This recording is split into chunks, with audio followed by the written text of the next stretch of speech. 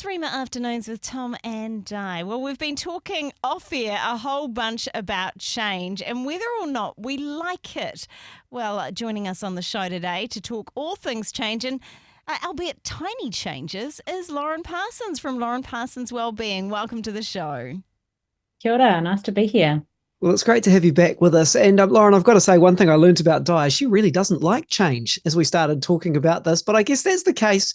Well, would it be fair to say for most of us, is it an issue?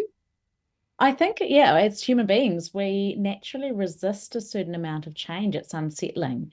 And I guess when I talk about tiny habits and the change we're talking about today, I guess if we have a goal in mind, let's say we want to improve our relationships or our well-being or learn, it's thinking about how do we adopt those habits that we, in our mind, think I'd really like to be a sort of person that does that.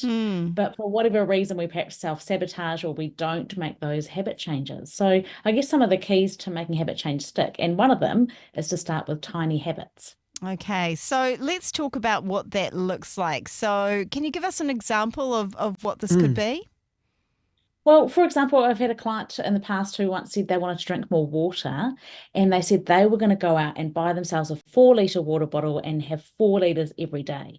And while that might be a Right. fantastic goal, this person wasn't really drinking water at all. So that was like a mammoth change. It was like trying to climb a mountain without actually doing any training. And what the research shows us is that actually making really small, specific changes is much more powerful over the long term. Like James Clear in his book Atomic Habits, he talks about 1% change. And even if you just change 1%, get 1% better every day, you will be in a whole different place 6 months from now, 12 months from now, than where you're at the moment. Whereas if you try and do something that's too big and too drastic, you tend to fall off the bandwagon and then go back to what you were doing before, perhaps worse, and you think, oh, I'm never going to nail that.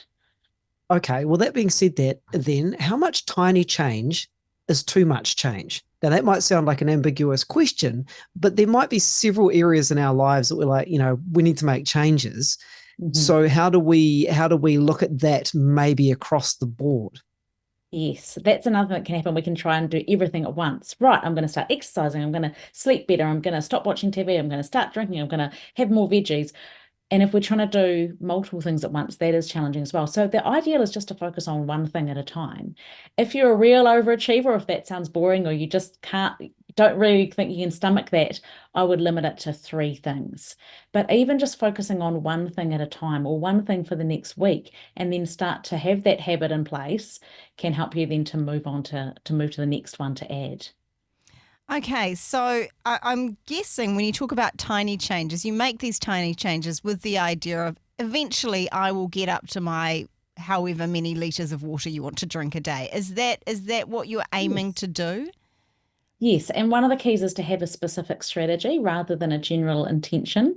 So rather than thinking, oh, I really should drink more water, actually choose when you wake up to drink a glass of water to start the day, or have a drink bottle that you're going to place on your desk. And every time you see it, you're going to take a sip from it. Or you're always going to take a drink bottle in the car with you if you drive a lot, and you're going to try and finish that by morning tea and finish it again in the afternoon. Or maybe you set a reminder in your watch or your phone to prompt you to drink. So there's no right or wrong strategy. It's just having a strategy. And the other key thing is to have a trigger. And a trigger is something that's going to prompt you to remember to then take the action straight afterwards. So what I've just started doing is I've started journaling in a gratitude journal again. I've sort of been on and off of this over many years, and I realized that it's so powerful and I really should take my own advice and do it.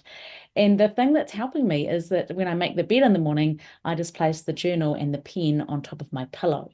And it's a really simple trigger. So it makes it almost effortless for me because it's right there when I get into bed. I can think, okay, I'll just take 1 minute and I'll journal. All right, that's a I was great going to say, idea. I like yeah, it. with tiny change, I was thinking I have to find my drink bottle first. Just before we let you go, though, one thing is, you talk about adding to these changes over time, and you need to have a strategy. How important is the process of review as you work through this and to see the effect of these changes? Yeah, I think that's really powerful. It's like anything, we like having rewards, don't we? So if you have the trigger, the alarm goes off, Lectio 365 comes on, that's great. And then you can reflect back on, oh, how much quiet time have I got in? What have I actually learnt this week? And notice what's coming out of that. Oh, you're having more water, or you're getting more movement into your day. Notice how you're feeling, and maybe even build in some rewards for yourself. If I can do this and maybe tick it off on the calendar 7 days a week, or even 5 days of the week, how am I going to celebrate? So reflection and rewards are really good as well to ingrain those habits. Lauren, thank you so much for joining us today. Some really great advice in terms of change. And I think, even though for some of us out there, definitely me, change is kind of this big momentous thing, breaking it down does make it seem so much easier. Thanks for being a part of the show. And of course, if people want to check out what you do, they can go to your website, Lauren Parsons Wellbeing. Thanks so much. Thanks, Lauren. Thanks for joining us on Rhema. Now, if you found value in today's content, hit that like button. And if you haven't already, consider subscribing to our channel with the subscribe button. This really helps us to continue to produce more quality content for you.